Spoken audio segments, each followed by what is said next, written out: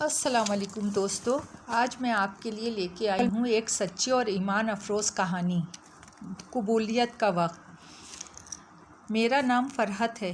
میں جب پہلی بار عمرہ کرنے گئی تو حجرہ اسود کا بوسہ دینے میں مجھے بہت تکلیف کا سامنا کرنا پڑا۔ کھینچا تانی اور دھکوں کی وجہ سے میرے سر سے احرام بھی کھنچ گیا۔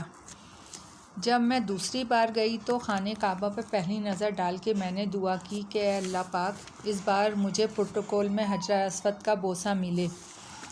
میرے چھوٹے بھائی نے مجھ سے پوچھا، باجی کیا دعا کی؟ میں نے حجرہ اسود والی دعا اس کو بتائی۔ وہ ہنسنے لگا۔ خیر ہم لوگوں نے عمرہ شروع کیا۔ ہر بار میری کوشش ہوتی ہے حجرہ اسود کو بوسہ دینے کی، مگر رش کی وجہ سے میں وہاں تک نہ جا سکی۔ ایک دفعہ مجھے اندر جانے کا موقع مل گیا۔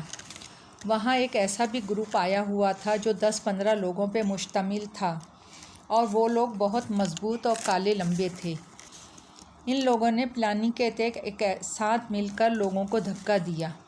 مجھ سمیت کافی لوگ ان کے دھکے سے زمین پہ گرے۔ خیر میں تو فوراً سنبھل گئی، مگر کچھ بوڑھی خواتین بری طرح گریں اور زخمی ہو گئیں اور ان کا خون نکلنے لگا۔ میں نے لوگوں سے ان کی مدد کی اپیل کی، مگر شاید میری زبان ان کی سمجھ نہیں آ رہی تھی یا اور کوئی وجہ تھی۔ کوئی آگے نہیں آیا میری مدد کو۔ پھر پیچھے سے ایک پاکستانی لڑکا آگے آیا اور میرے ساتھ مل کے ان خواتین کو اٹھانے میں میری مدد کی۔ وہ کالے حبشیوں کا گروپ کسی کی نہ پرواہ کرتے ہوئے آندھی طوفان کی طرح حجرہ اسود کی طرف بڑھ گئے۔ اوپر جو شوتا لٹکا ہوا ہوتا ہے، اس نے ان کو روکنے کی بہت کوشش کی، بوٹوں سے بھی مارا، مگر وہ لوگ باز نہیں آئے۔ پھر اس شوتے نے کارڈلیس سے دوسرے محافظوں کو بلایا، لال ٹوپی والے۔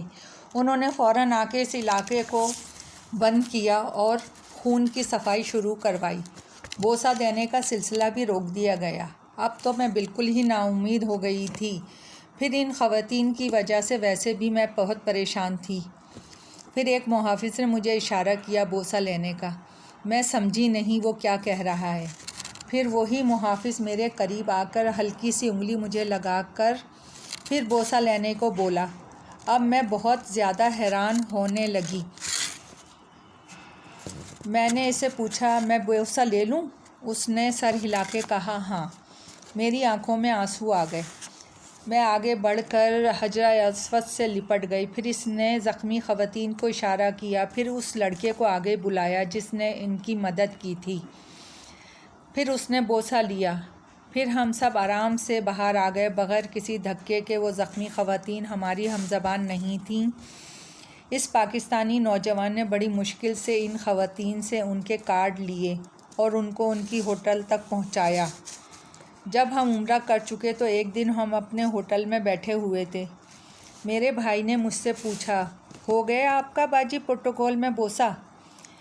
ایک دم مجھے اپنی دعا یاد آئی اور وہ واقعہ بھی، کیونکہ میں نے ان لوگوں کو بتایا نہیں تھا، میں بھول گئی تھی۔ بھائی میری بات سن کے بہت حیران ہوا اور میں نے اللہ کا شکر ادا کیا کہ اس نے میری دعا قبول کر لی۔